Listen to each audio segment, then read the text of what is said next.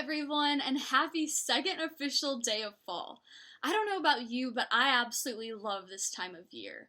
I can finally get my flannels and my sweaters out of my closet, the weather cools down, and of course, I can visit all of the fun apple orchards across the state of Indiana. Interestingly, apples are produced in every state in the United States. Indiana ranks 15th in production, and farmers grow over 1 million bushels of apples a year on over 4,000 acres. Now, of course, I'm a huge apple fan. I love eating them on their own and all of the apple desserts that can be made, like apple cobbler, apple donuts. But unfortunately, there's a catch when it comes to eating this delicious fruit. Have you ever cut into an apple, maybe cut it into small pieces, and 10 or so minutes later, it starts to turn brown? Well, this process is called enzymatic browning. When the flesh of an apple is exposed to the air, it's exposed to oxygen, and a reaction occurs when this oxygen is recognized by other enzymes or proteins in the apple's flesh that make it produce melanin, turning it brown. Now, you may or may not already know some at-home tricks you can use to try to slow this enzymatic browning process down. Today we're going to dive into an apple science experiment to see how different compounds found in your own home might slow this process down. Here's what you'll need: an apple, tap water, lemon juice, club soda or other carbonated water, and white vinegar. You'll also need different bowls or containers that you can use for each of our 5 treatments. Now, the first thing we're going to do is cut the apple up into small pieces. Keep these pieces small enough so that you can submerge them individually into the different liquids that we'll later use. Remember to be cautious when using a knife. Next, we're going to label each of our 5 containers with the treatment we're going to apply to our apple slice.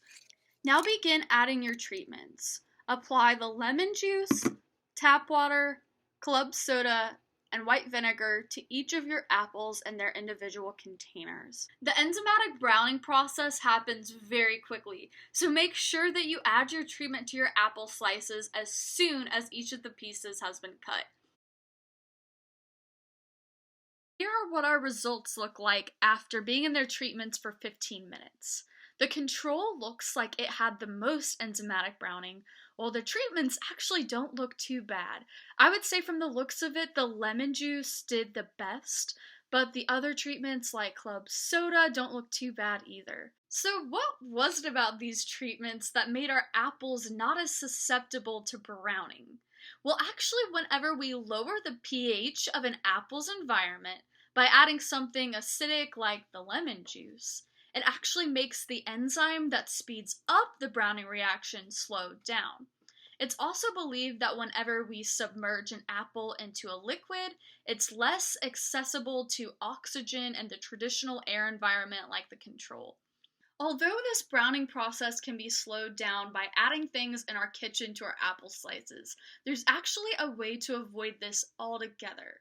The Arctic apple is an apple that's been genetically engineered so that the enzyme that speeds up the browning process is produced in extremely limited quantities, and thus it prevents the browning process from happening as much. Now, of course, like all genetically modified foods that we have available for us to buy today, this Arctic apple is completely safe to eat.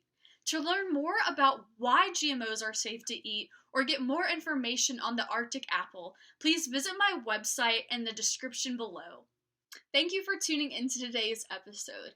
Please subscribe to my YouTube channel below so that you can stay up to date on all of the exciting content I'll be releasing this fall.